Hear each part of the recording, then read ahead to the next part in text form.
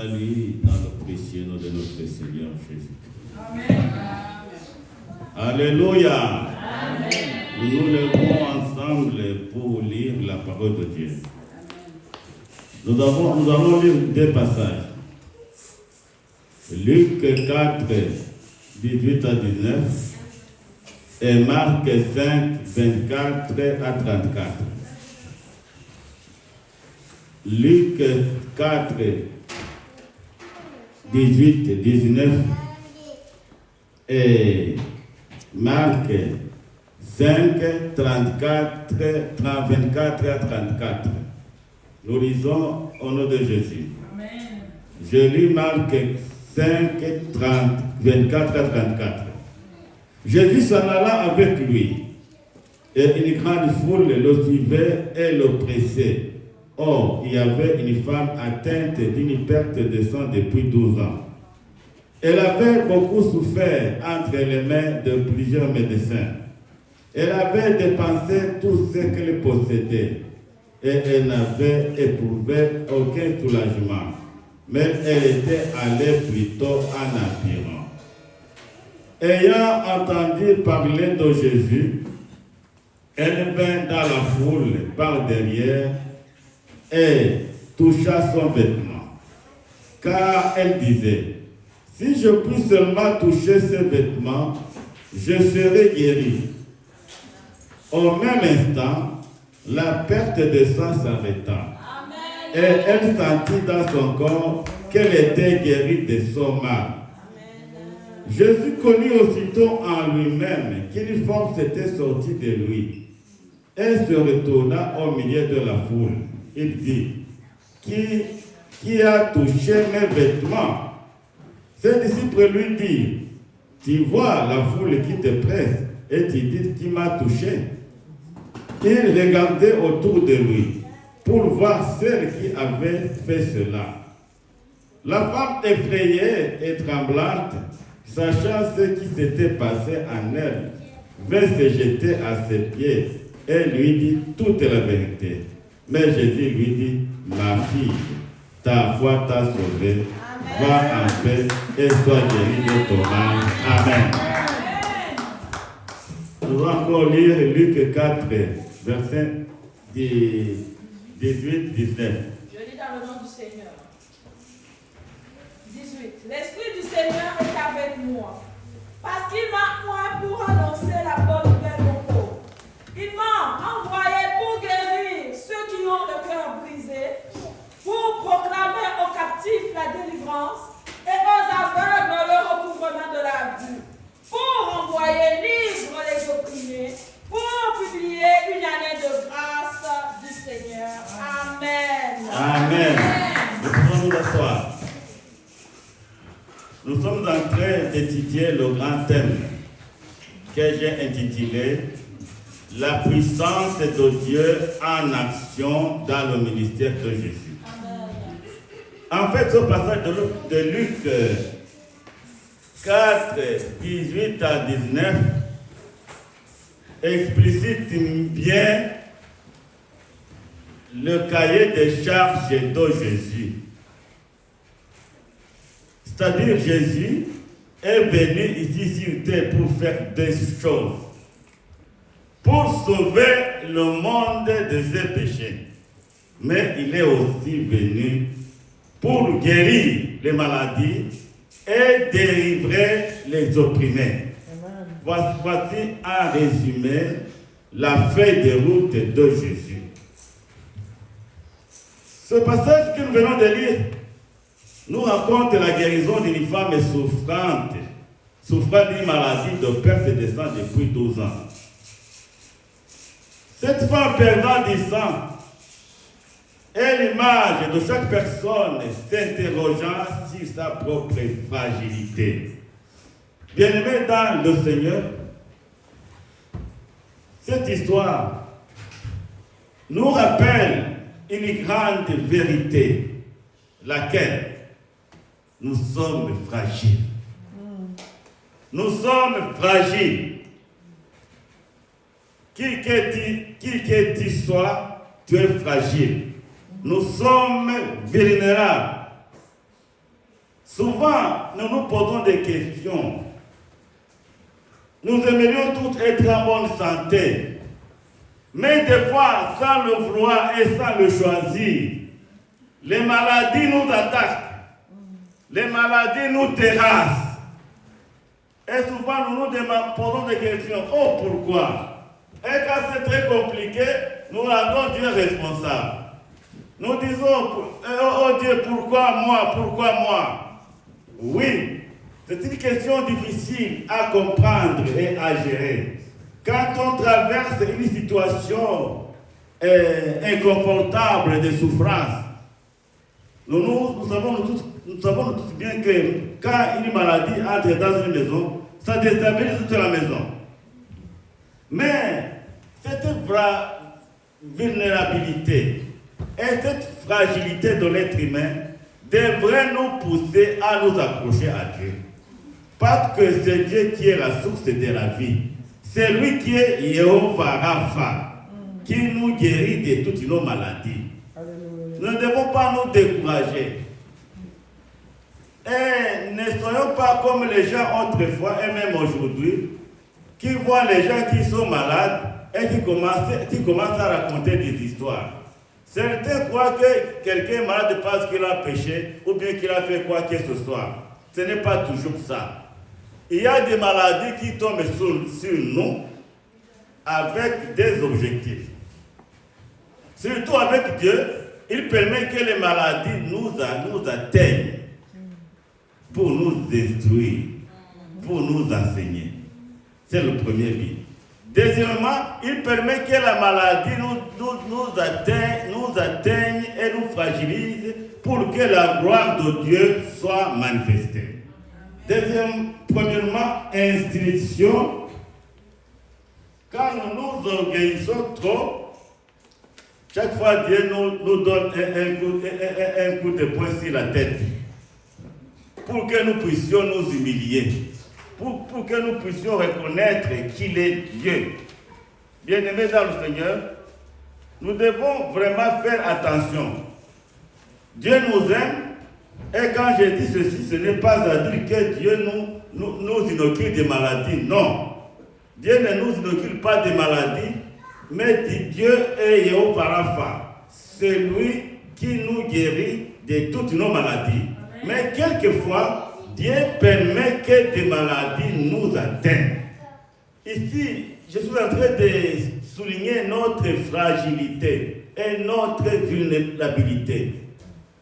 Tu es là, tu crois que tu es en bonne santé, et puis quand tu vas au l'hôpital, on te dit tu as ça, tu as un cancer, tu as ça, tu as ça, tu as ça. Alors tu te poses la question, comment puis-je avoir ça? D'où est-ce que ce mal est sorti? Bien-aimé, notre corps est très fragile. Et ne nous confions pas à nos corps, parce que finalement, ce corps que nous portons va pourrir. Va pourrir. Bien-aimés, approchons-nous à Dieu. Parce que c'est Dieu qui nous donne la vie. Et notre vulnérabilité et notre fragilité ne doit pas nous décourager. Parce que Jésus est venu pour que les cieux puissent avoir la vie. Et la vie en abondance. Malgré la fragilité de nos corps, malgré notre vulnérabilité face aux maladies courantes, Jésus est là. Amen. Alléluia. Amen. Jésus est là. Tu crois à ça? Amen. Tu crois à ça? Amen. Jésus est là pour nous donner la vie. Amen. Malheureusement, nous ne croyons pas. Ce n'est pas des choses de la tête. Hein? La foi n'est pas quelque chose de mental. La foi, c'est quelque chose de très profond. La foi touche Dieu. La foi pousse Dieu à agir. Nous devons croire. Et ça, c'est très important. Nous devons croire, pas seulement penser.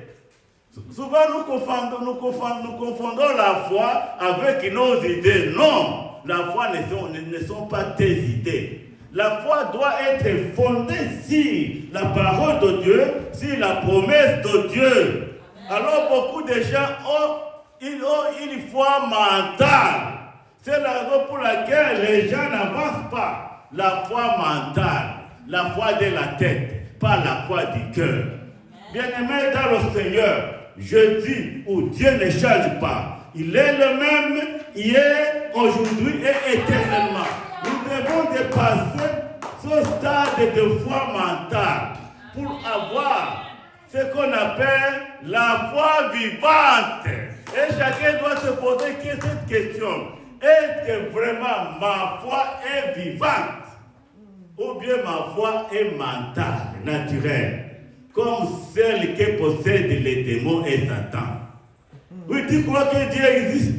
Tu crois que Jésus est mort sur la croix? Mais ce n'est pas cette foi-là qui va te pousser en avant. Ce n'est pas cette foi-là qui va pousser Dieu à opérer quelque chose dans ta vie. Nous devons avoir une foi vivante, une foi inspirée par la puissance du Saint-Esprit. Alléluia. Alléluia. Amen. Nous avons ici cette femme qui est tombée malade pendant 12 ans. Pendant 12 ans, on peut se poser beaucoup une question. Qu'est-ce qu'elle avait fait? Il y avait aussi un film dans Actes des Apôtres qui était un film depuis combien d'années? Depuis 38 ans à la porte du temple de Jérusalem. Il y avait aussi l'aveugle de naissance qui était devenu déjà un homme adulte sans avoir vu. Alors les disciples ont commencé à poser à Jésus des questions en disant: cet aveugle-là, ce sont ses parents qui ont péché ou bien c'est lui-même qui a péché? Et Jésus a répondu: non, ce n'est pas cet aveugle qui a péché ni ses parents, mais c'est pour que la gloire de Dieu soit manifestée. Bien aimé dans le Seigneur, la gloire de Dieu doit se manifester dans nos vies. Il doit se manifester dans nos vies positivement. Tout il peut se manifester dans nos vies en passant par la souffrance. Pensez au serviteur de Dieu Job. C'était un serviteur de Dieu droit. Mais le diable l'avait réclamé. Le diable a défié Dieu en disant: ce n'est pas parce qu'il croit en toi qu'il t'aime. C'est parce que tu lui as donné des richesses, c'est pourquoi il t'aime. Alors Dieu a permis au diable de toucher le corps de Job. Ce qui s'est passé, si Job, vous le connaissez, il lui a inoculé une ulcère malin. Mais Dieu lui avait dit: ne touche pas à son âme, je te donne son corps. Touche son corps comme tu veux et tu verras qu'il va me renier. Bien aimé dans le Seigneur, nous devons être mis. Être mis dans notre vie chrétienne. Nous devons savoir que nous devons passer par là. Nous aurons des tribulations. Nous serons confrontés même à des maladies. Alors tu vas me poser une question, pasteur. Comme une maladie qui vient des sorciers. Comment peux-tu expliquer ça? Pourquoi Dieu permet que quelqu'un donne en sorcier quelqu'un des maladies là occultes? Oui, Dieu permet ça pour la manifestation de sa gloire. Alléluia. Amen. Tu peux m'empoisonner et je vais continuer à vivre. Alléluia. Amen. J'ai été empoisonné beaucoup de fois. Parce que j'ai travaillé parmi les sorciers et les sorcières. Mais Dieu m'a toujours protégé. Je suis encore vivant. Amen. Donc, si tu es encore vivant, ce n'est pas ainsi que les gens n'ont pas envoûté à ta vie. Mais tu es encore vivant parce que Dieu est avec toi. C'est très important. Si Dieu est pour nous, qui sera contre nous? Il faut essayer de nous déranger. Il faut essayer de nous déstabiliser. Mais ils ne vont pas réussir. Parce que nous sommes avec notre Dieu. Personne ne pourra nous achever.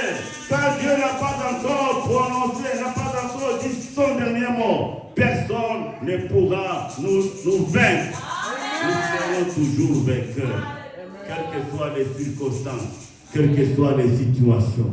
Bien-aimés dans le Seigneur, ne permettons pas que le diable nous utilise pour faire du mal aux autres. C'est dommage de trouver des sorciers dans l'église. Les gens qui se font du mal entre eux. Tu vas voir quelqu'un qui est dans l'église, mais qui va permettre que le diable l'utilise pour faire du mal aux autres. Je vous donne un exemple. Maman pasteur avait la femme du petit frère de son père. Alors, il y avait des diaconesses dans l'église. Un jour, une diaconesse est venue. Il s'est assis seulement là où maman pasteur s'asseyait. Vous imaginez comment les gens sont très méchants. Et puis, qu'est-ce qui s'est passé? Il s'est assis seulement sur la chaise de maman pasteur. Et quand maman pasteur est venue s'asseoir là-bas, c'était fini. Ici, je voudrais nous exhorter. Nous devons beaucoup prier le Seigneur. Et ne pas permettre que le diable puisse nous tromper. Alléluia. Amen. Dis, je ne permettrai pas au diable de me tromper, de faire du mal à mon prochain. Alléluia. Alors, notre message va s'articuler autour de 5 points. Et je ne serai pas long. Le premier point, la souffrance et l'isolement. Deuxième point, la foi audacieuse et déterminée. Troisième point, la puissance de Jésus et le miracle. Cinquième point, la rencontre et la reconnaissance. Et sixième point, les actions concrètes pour toucher Jésus aujourd'hui. Commençons avec le premier point. La souffrance et l'isolement. La femme de notre évangile avait beaucoup souffert. La parole de Dieu nous dit qu'elle souffrait d'une perte de sang pendant 12 ans. Et par conséquent, elle avait souffert entre les mains de plusieurs médecins. Qu'est-ce que cela veut dire? Souffrir entre les mains de plusieurs médecins signifie que chaque médecin qui l'a consulté proposait une opération. Pendant 12 ans, je ne sais pas combien d'opérations que cette femme a subies. Alors, elle avait beaucoup souffert. On lui avait fait avaler beaucoup de médicaments, mais sans soulagement. C'est la première chose à retenir. Bien-aimé, moi je suis souvent mécontent, même révolté. Les médicaments que l'on nous donne ne sont pas les médicaments pour nous soigner, mais ce sont des médicaments pour nous asservir. On te donne des médicaments avec tous ces effets secondaires, et puis on va te dire, tu vas consommer ça pendant toute ta vie. Vous voyez que ces médicaments-là ne soignent pas. Je ne sais pas si vous me comprenez. Les produits pharmaceutiques que nous prenons, ça ne soigne pas. Parce qu'on te donne ça, ça te cause d'autres maladies. Pas seulement ça. Et puis tu vas être esclave de ce produit pharmaceutique. Alléluia. Amen. Alors vous allez me dire, pasteur, ce que tu dis là n'est pas vrai. Ce que je vous dis est vrai. Quand tu commences à prendre des produits pharmaceutiques, c'est pour la vie. C'est pour la vie. Alors nous devons prier le Seigneur afin qu'il puisse nous toucher. Cette femme avait souffert entre les mains de plusieurs médecins. Chaque médecin faisait de son corps ce qu'il voulait. Opération par-ci, opération par-là, avec beaucoup de théories.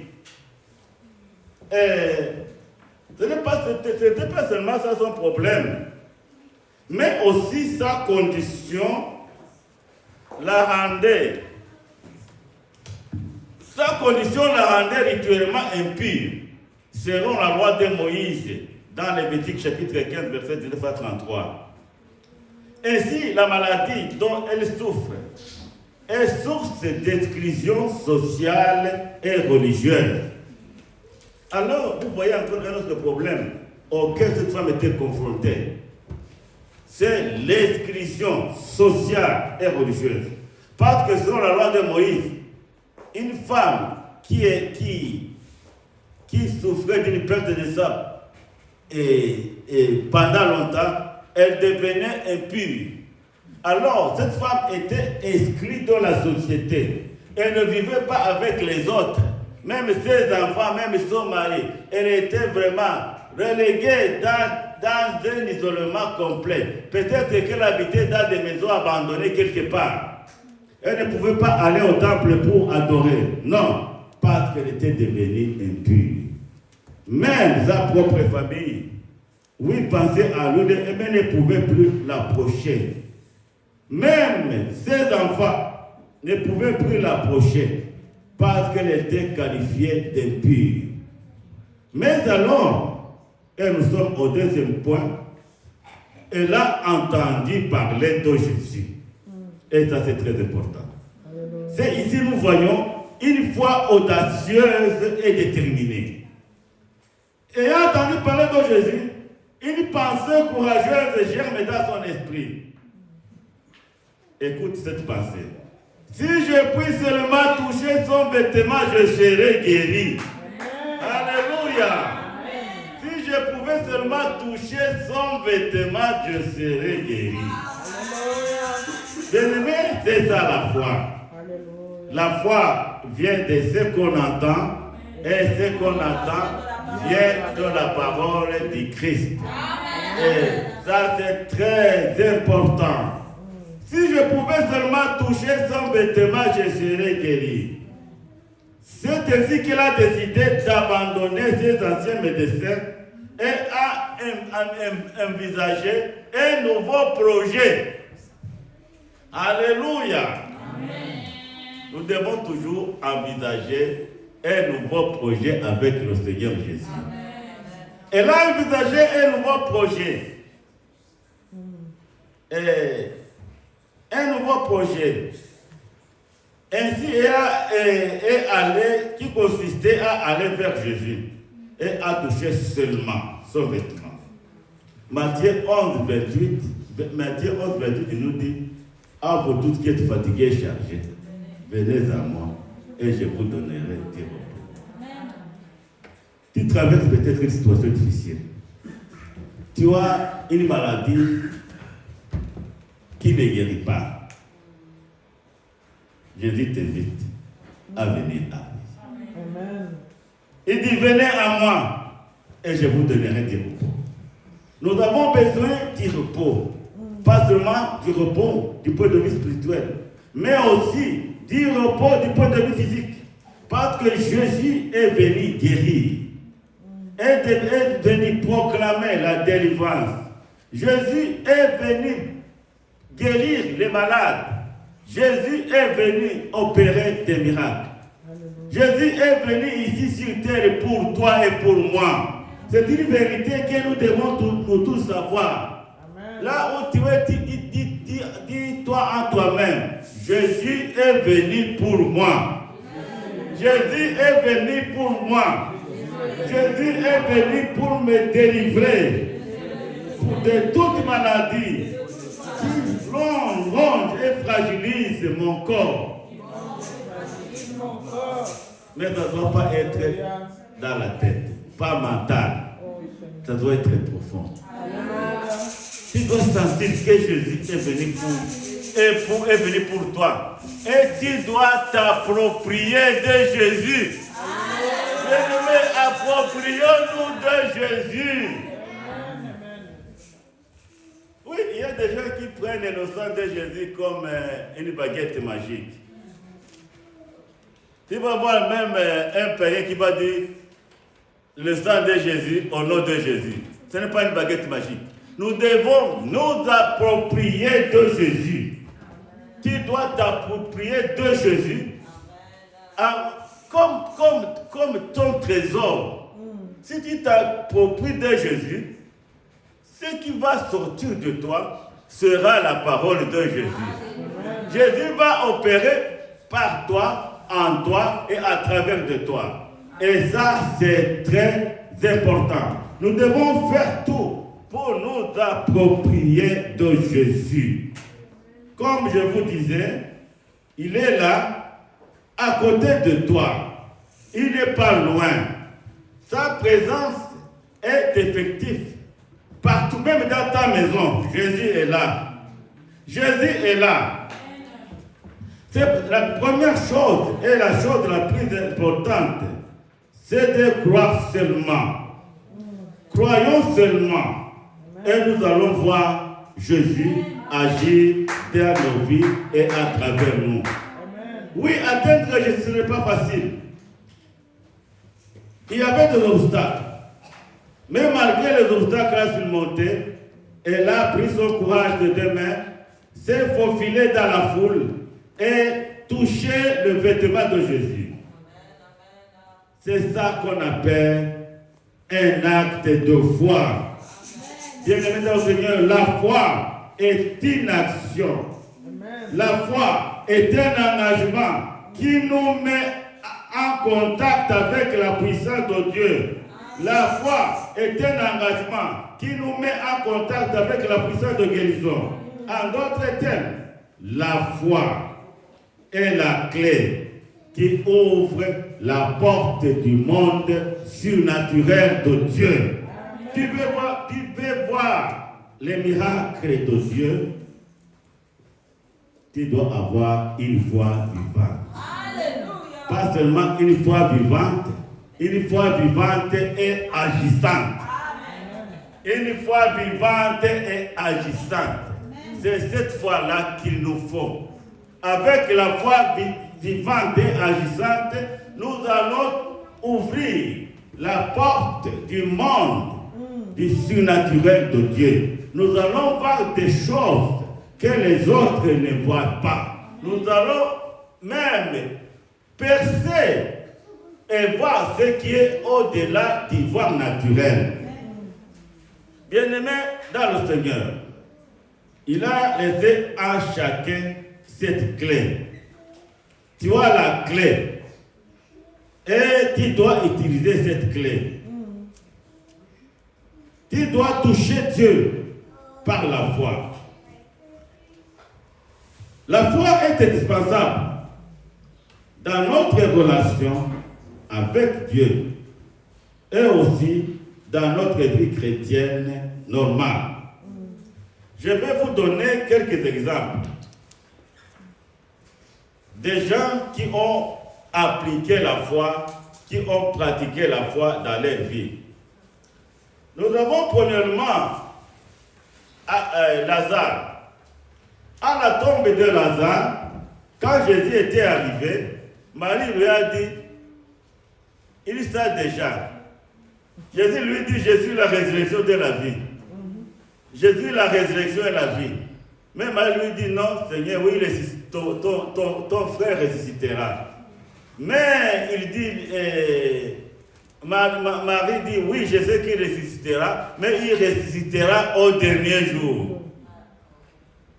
Bien-aimés, la foi ne nous projette pas au dernier jour. La foi agit maintenant. Ici, maintenant. Pour Marie, la foi de Marie l'a menée jusqu'au dernier jour. Alors Jésus lui dit, je suis la résurrection et la vie. Ton frère vivra. Alors jusque-là, Marie et sa sœur Marthe ne croyaient pas encore. Alors finalement, il va dire à Marie, si tu crois, tu verras la gloire de Dieu.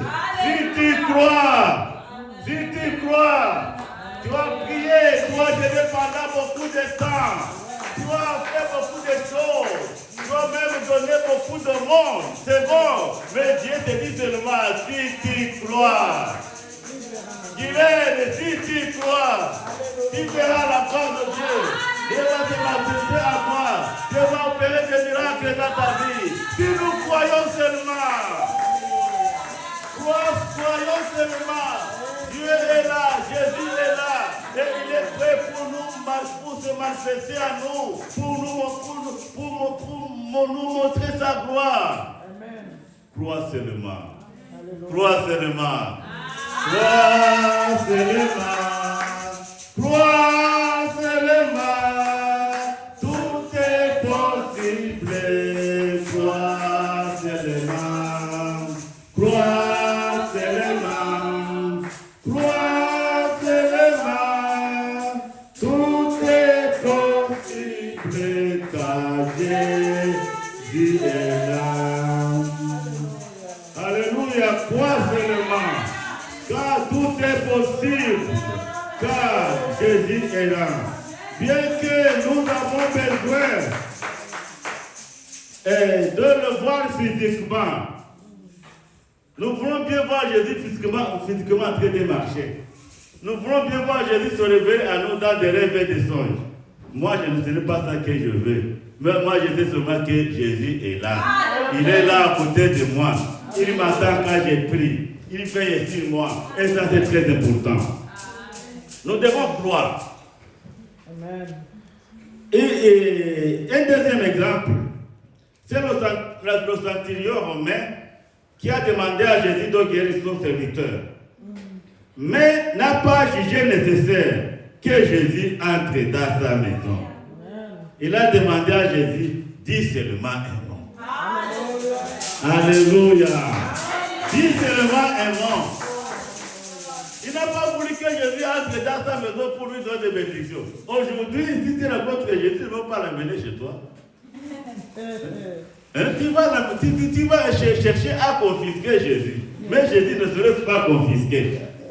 Tu vas chercher à l'amener chez toi. Mais le centurion dit, non, je ne suis pas digne que tu entres dans ma maison.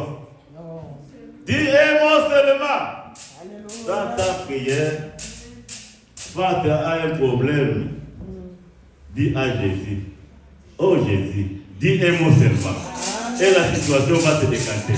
La parole de Jésus est puissante.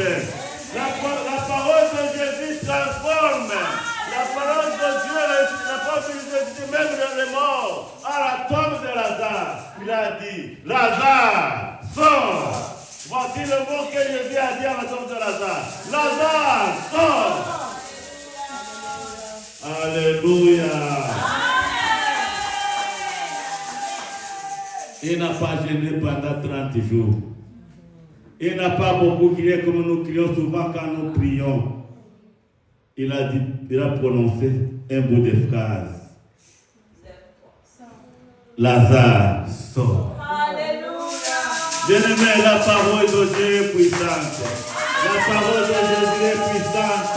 La parole que nous avons dans la Bible est puissante.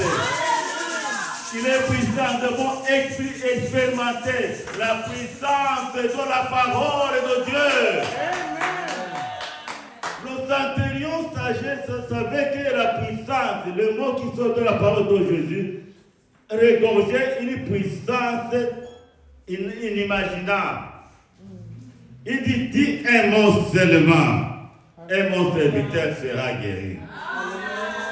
Alors, étonné, Jésus répondit, va, et quitte-toi, fais selon ta foi. Amen. La parole nous dit, à l'heure même, le serviteur fut guéri. Amen. L'autre exemple, c'est l'exemple de l'aveugle Bartimée.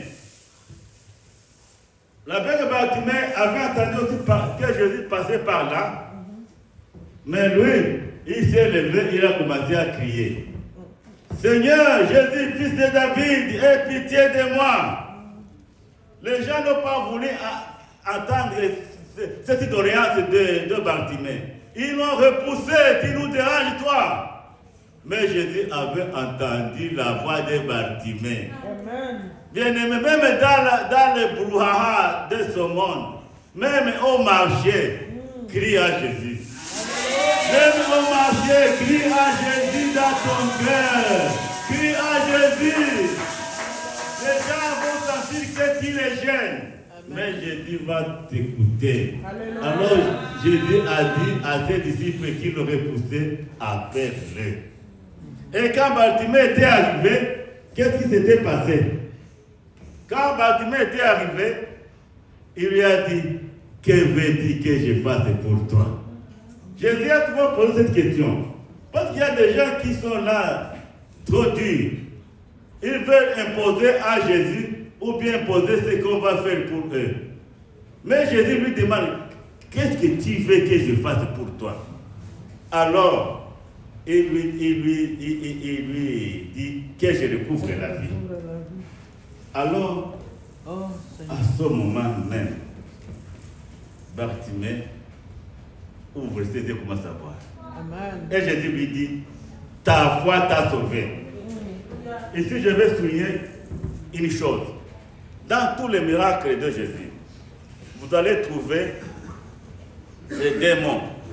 Premièrement, Jésus, ta foi t'a guéri. C'est la première chose. Ça, c'est la guérison spirituelle. Ta foi t'a guéri. Non, ta foi t'a sauvé. C'est la guérison spirituelle. Et puis, ta foi t'a guéri. C'est la guérison physique. C'est-à-dire, dans l'intervention de Jésus, il pensait aussi à l'être spirituel, au salut intérieur de l'individu. Ta foi t'a sauvé, ta foi t'a guéri. C'était toujours comme ça. Vous allez trouver ça dans tous les miracles de guérison de Jésus. Il y a d'abord ta foi qui te guérit, qui te sauve, et en fait ta foi qui te guérit. Bien-aimés, nous sommes au troisième point. La puissance de Jésus est le miracle. Et ici, nous revenons à notre texte, à la femme de notre texte. Finalement, la femme touche le vêtement de Jésus et Jésus ressent une force sortant de lui, prouvant que la puissance de guérison ne venait pas du manteau ou bien du vêtement, mais la puissance de guérison venait de Jésus. Amen. Il y a des gens qui ont commenté ce passage en disant que Jésus portait un manteau magique. Non. Le manteau de Jésus n'était pas du tout un manteau magique. Mais toucher le vêtement de Jésus, c'est équivalent à toucher Jésus. Et alors, Jésus a senti la puissance qui sortait de lui. La puissance qui sortait de lui.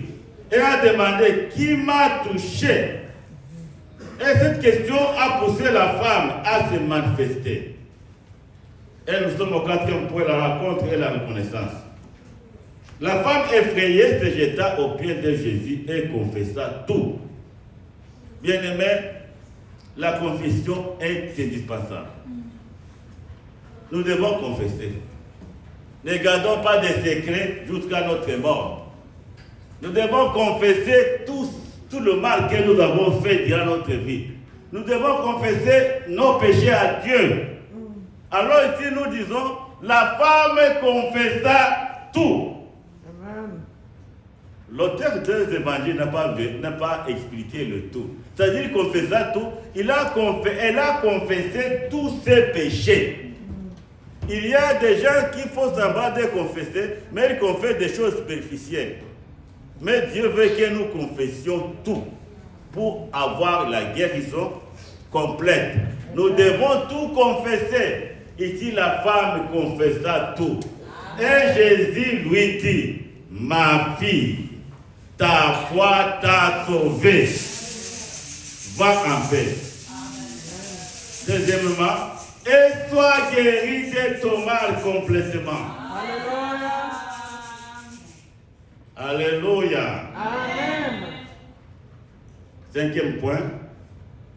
Les actions concrètes pour toucher Jésus aujourd'hui. Tu vas poser la question, pasteur. Oui. À ce temps-là, Jésus marchait physiquement sur la terre. Les gens pouvaient le rencontrer et le toucher. mais toi aussi tu peux le toucher. Amen, amen. Alléluia. Nous devons aussi apprendre à toucher Jésus. Apprendre à nos enfants aussi à toucher Jésus. Alléluia. C'est très important. Touchons Jésus et apprenons à nos enfants de toucher Jésus. Je ne sais pas si vous me saisissez. Ouais. Apprenons à nos enfants de toucher Jésus. Inculquons à nos enfants les principes fondamentaux de la parole de Dieu. Amen. Apprenons à nos enfants la parole de Dieu. Ne mettons pas seulement à leur disposition des tablettes avec ces films-là qui n'ont pas de sens. Ce ne sont pas des tablettes qui vont éduquer nos enfants, mais la Bible. Apprenons nos enfants à la Bible, c'est que c'est. Apprenons nos enfants la parole de Dieu. Et laissons à Jésus, après avoir joué notre part, laissons à Jésus de faire ce qui reste. Mais mettons nos enfants en contact avec Jésus. Amen. C'est très important. C'est de cette façon que la foi de nos enfants va croître. Amen. C'est de cette façon que nos enfants vont aussi commencer à mettre leur foi en action. Amen. Et nous devons faire tout pour que ce que nous disons à nos enfants ne soit pas seulement au niveau de la tête. Il faut qu'ils parlent d'un Jésus qu'ils ont en eux. Nous devons apprendre à nos enfants de faire l'expérience avec Jésus. Ça, c'est très important. Faire l'expérience avec Jésus, c'est très important. Nous avons une chanson dans Yimozauko. Hata mtoto mdogo mwenye kuomba Mungu hana la kuogopa maombi yafaa sana. Enseignons nos enfants à prier. C'est très important. Comment toucher Jésus aujourd'hui? Premièrement, nous devons toucher Jésus par la foi. Par la foi et par la prière. Touchons Jésus par la foi et par la prière. Avoir la foi qu'il est présent, même s'il est absent physiquement, s'il est invisible physiquement. Croyons au plus profond de nous-mêmes que Jésus est là et mettons toute nos confiances en lui. Lui parler avec sincérité et confiance. La foi, je viens de vous dire que c'est la clé qui ouvre la porte du monde surnaturel de Dieu. Par la foi, nous allons vivre. C'est ce que aussi Habakkuk dit, mon juste vivra par la foi. Amen. Il faut aussi la prière. La prière est indispensable dans notre vie chrétienne. Nous devons prier et beaucoup prier. Nous devons enseigner à nos enfants de prier. Et ça, c'est très important. Avoir la foi et prier, ce sont des éléments qui vont nous mettre en contact direct avec notre Seigneur Jésus-Christ. Deuxième élément qui doit nous permettre de toucher Jésus aujourd'hui, c'est la méditation de sa parole. Jésus lui-même s'appelle la parole. Jean 1:1 nous dit, au commencement était la parole, et la parole était avec Dieu, et la parole était Dieu. Un autre passage, c'est Jean 15:7, où Jésus lui-même dit, si vous demeurez en moi, et que mes paroles demeurent en vous, demandez ce que vous voudrez, et cela vous sera accordé. C'est une façon de toucher Jésus aujourd'hui. Amen. En demeurant en lui et en possédant sa parole. Parce que si vous demeurez en moi et que ma parole demeure en vous, demandez tout ce que vous voudrez. Qu'est-ce que tu veux demander aujourd'hui?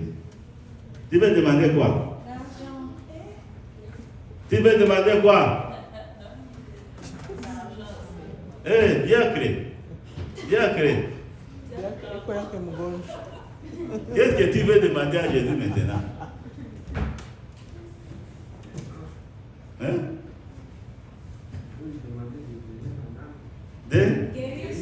Guérir son âme. Ouais. C'est une chose. Ouais. Hein? Amen. Alléluia. Bien aimé, chacun doit avoir quelque chose à demander à Jésus en tout cas. Hein? Demandez quelque chose à Jésus. Dieu avait demandé à Salomon de lui demander quelque chose. Il a demandé la sagesse. Mais souvent, nous, les yeux sont sur des richesses du monde. Mais Salomon a dit non, moi, accorde-moi la sagesse. Vraiment, c'est très important. Demandons à Jésus. Moi, tu sais, moi, ce que je peux demander, je demande à Jésus de venir régner dans ma vie. Amen. C'est ma demande tous les jours. Pour que je puisse un jour dire comme l'apôtre Paul, j'ai été crucifié avec Christ, mais ce n'est plus moi qui vis, mais c'est Christ qui vit. Je veux que Christ puisse vivre en moi, puisse prendre possession de moi. Je veux que Christ puisse m'utiliser. Toi, tu ne demandes même pas l'onction. Tu ne demandes même pas l'onction. Moi, je demande aussi l'onction. Alléluia! Tu demandes encore quoi?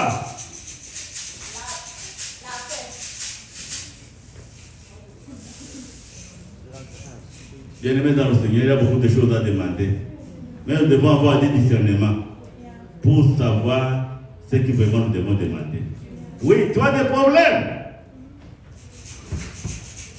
Parle à Jésus. C'est Manaïs. Il y a encore un autre chanson qui dit c'est Manaïs, c'est Manaïs, yé la fille qui a quoi au peine d'abord. C'est Manaïs, c'est Manaïs. Parle avec Jésus. Amen. Parle avec Jésus. Alors, dans tes problèmes, dans les méandres de la vie, dans les difficultés de la vie, parle avec Jésus. Tu vas me dire, pasteur, j'ai beaucoup parlé avec Jésus, mais il ne veut pas. Attends seulement. Amen. Et continue à croire. Continue à croire. Alléluia. Dieu va faire quelque chose. Alléluia. Souvent, nous les pasteurs, nous disons beaucoup de choses. Mais souvent, ceux qui nous écoutent croient que nous sommes en train de parloter. Nous ne parlotons pas. Jésus est là. Amen. Quoi seulement. Troisième façon d'entrer et de toucher Jésus aujourd'hui, c'est imiter Jésus. Il va poser la question, pasteur, comment imiter Jésus? Imiter Jésus n'est rien d'autre que marcher comme il a marché. Amen. C'est se mettre à sa disposition pour qu'il puisse nous diriger, pour qu'il puisse prendre possession de nous, mettre ses trésors en nous et nous diriger dans le chemin qui va dans le royaume de Dieu. Amen. Bien-aimés dans le Seigneur, que Dieu nous bénisse. Trois façons pour toucher Jésus aujourd'hui. Par la foi vivante et agissante et par la prière. Par la méditation de la parole de Dieu. Parce que Jésus lui-même s'appelle parole. Et il nous promet que si nous demeurons en lui et que sa parole demeure en nous, nous demanderons tout ce que nous voudrons et cela nous sera accordé. Et troisièmement, nous pouvons toucher Jésus en imitant Jésus, en obéissant sa parole et en nous consacrant à son service. Imiter Jésus, c'est quoi? Laisser Jésus nous posséder et nous remplir de sa volonté. Mais je voudrais terminer en disant ceci. En ce qui concerne cette femme. Cette femme était très différente de nous aujourd'hui. Nous pouvons noter son engagement. Elle n'est pas restée à distance comme l'aveugle Bartimée. Elle a manifesté son courage en plaçant sa confiance en Jésus pour sa guérison. Amen. Son intention n'était pas de toucher Jésus en personne, mais seulement de toucher son vêtement. Ainsi, sa foi est devenue mouvement. Alléluia. Amen. La foi est mouvement. Là où il y a la foi, il y a le mouvement. Je ne sais pas si vous me comprenez. La foi est devenue mouvement. Et notre foi doit devenir mouvement. Mouvement pour aller où? Mouvement pour aller vers Jésus. Une foi mouvement, c'est une foi qui nous pousse davantage. Et à côté de Jésus, qui nous amène jusqu'au pied de la croix. Amen. La foi est mouvement. Amen. Pour cette femme, la foi était devenue mouvement. La foi est devenue mouvement. Elle lui a poussé d'aller de l'avant, de faire bouger les lignes de la tradition et de l'écriture. Nous devons aussi faire bouger les lignes.